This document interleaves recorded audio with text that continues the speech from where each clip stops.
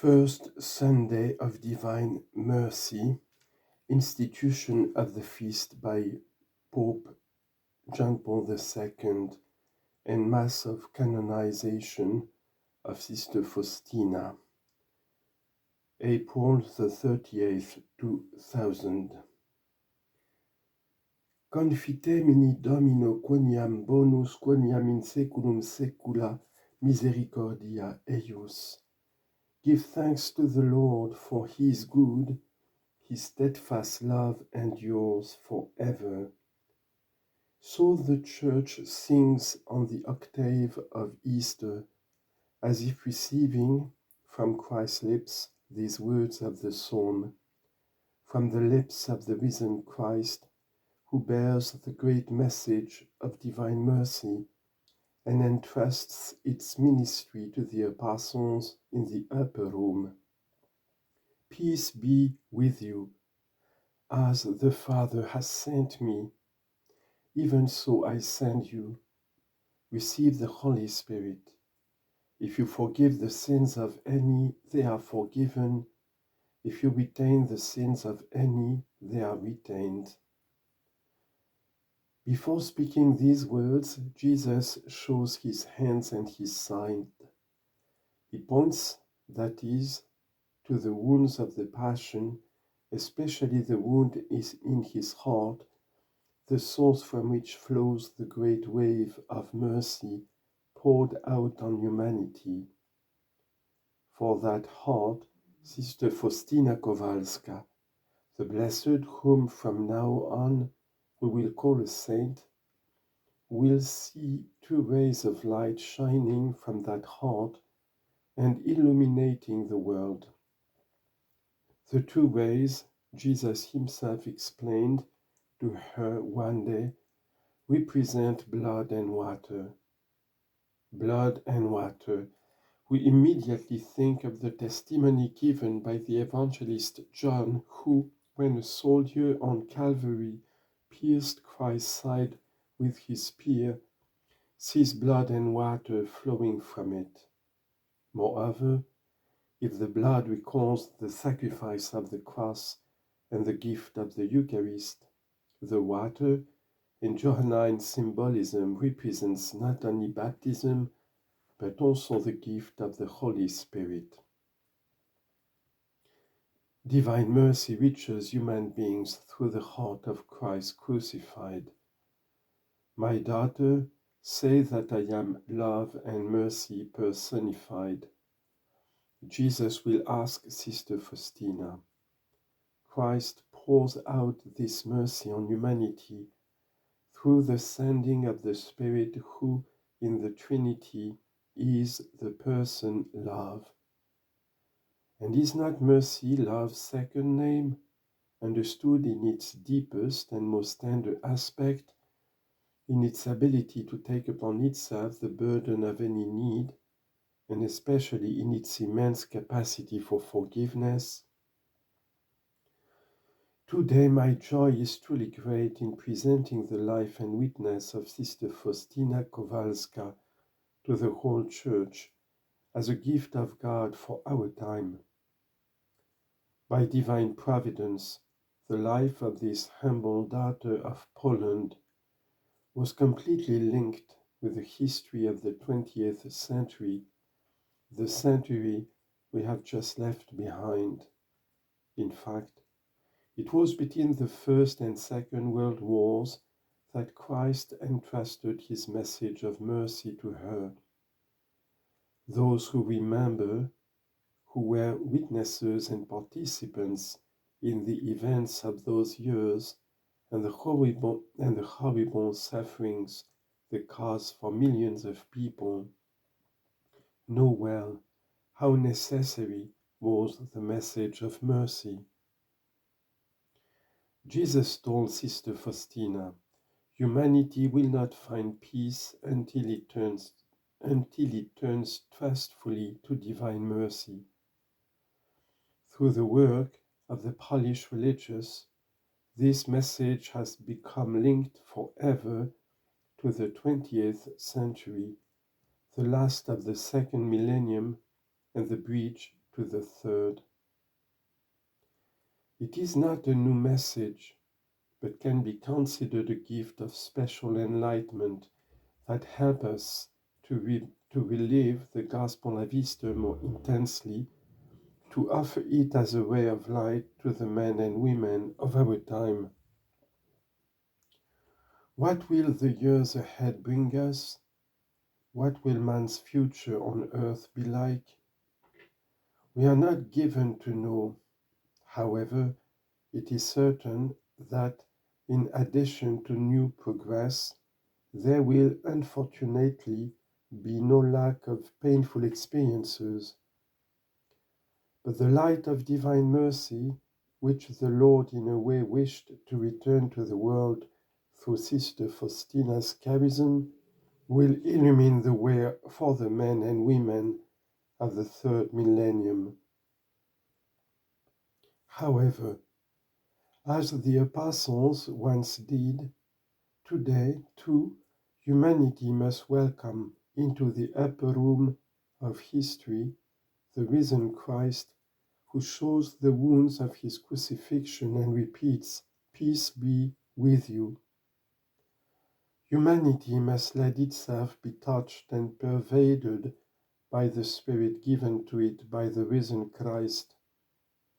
It is the Spirit who heals the wounds of the heart, pulls down the barriers that separate us from God and divide us from one another, and at the same time restores the joy of the Father's love and fraternal unity.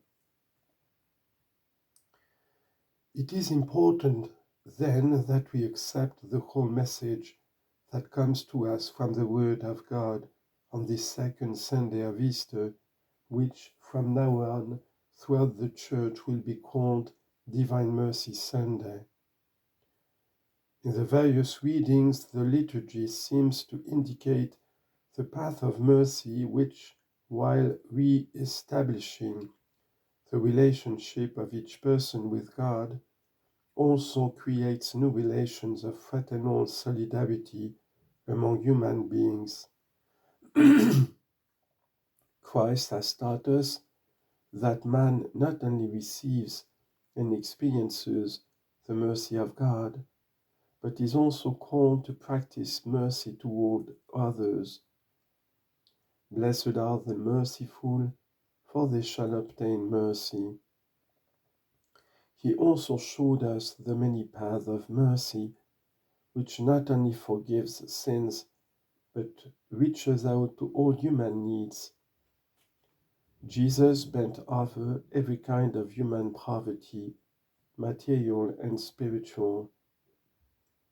His message of mercy continues to reach us through his hands held out to suffering man. This is how Sister Faustina saw him and proclaimed him to people on all the continents when, hidden in her convent at Lagivnieki in Krakow, she made her life a hymn of mercy, misericordias Domini in aeternum cantabo. Sister Faustina's canonization has a particular eloquence. By this act, I intend today to pass this message on to the new millennium. I pass it on to all people so that they will learn to know ever better the true face of God and the true face of their brethren. In fact, love of God and love of one's brothers and sisters are inseparable, as the first letter of John has reminded us. By this, we know that we love the children of God, when we love God and obey his commandments. Here, the apostle reminds us of the truth of love, showing us its measure and criterion in the observance of the commandments. It is not easy to love with a deep love, which lies in the authentic gift of self. This love can only be learned by penetrating the mystery of God's love.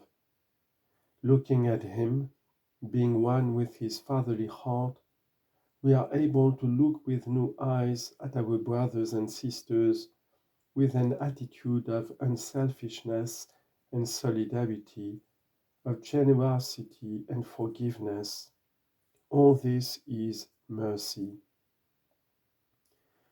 To the extent that humanity penetrates the mystery of this merciful gaze, it will seem possible to fulfill the ideal we heard in today's first reading. The community of believers were of one heart and one mind. None of them ever claimed anything as his own. Rather, everything was held in common. Here, mercy gave form to human relations and community life. It constituted the basis for the sharing of goods. This led to the spiritual and corporeal works of mercy. Here, mercy became a concrete way of being neighbor to one's neediest brothers and sisters. Sr Faustina Kowalska wrote in her diary, "I feel tremendous pain when I see the sufferings of my neighbors. All my neighbors' sufferings reverberate in my own heart. I carry their anguish in my heart in such a way that it even physically destroys me. I would like all their sorrows to fall upon me in order to relieve my neighbor." End of quote. This is the degree of compassion to which love leads when it takes the love of God as its measure. It is this love which must inspire humanity today. If it is to face the crisis of the meaning of life, the challenges of the most diverse needs, and especially the duty to defend the dignity of every human person. Thus, the message of divine mercy is also implicitly a message about the value of every human being. Each person is precious in God's eyes. Christ gave his life for each one, to everyone, to the Father. To everyone the Father gives his Spirit and offers intimacy. This consoling message is addressed above all to those who, afflicted by a particular harsh trial or crushed by the weight of the sins they committed, have lost all confidence in life and are tempted to give in to despair. To them, the gentle face of Christ is offered. Those rays from his heart touch them and shine upon them, warm them, show them the way, and fill them with love, with hope. How many souls have been consoled by the prayer, "Jesus, I trust in you," which Providence intimated through Sister Faustina. This simple act of abandonment to Jesus dispels the thickest clouds and lets a ray of light penetrate every life. Jesu ufam tobie. Misericordias Domini in aeternum cantabo. Let us too, the Pilgrim Church, join our voice to the voice of Mary Most Holy, Mother of Mercy, to the voice of this new saint who sings of mercy with all God's friends in the heavenly Jerusalem. And you, Faustina, a gift to God, a gift of God to our time, a gift from the land of Poland to the whole Church, obtain for us an awareness of the depth of divine mercy. Help us to have a living experience of it and to bear witness to it among our brothers and sisters. May your message of light and hope spread throughout the world, spurring sinners to conversion, calming rivalries and hatred, and opening individuals and nations to the practice of brotherhood. Today, fixing our gaze with you on the face of the risen Christ, let us make our own your prayer of trusting abandonment, and say with firm hope, Christ Jesus, I trust in you, Jesu ufam tobie.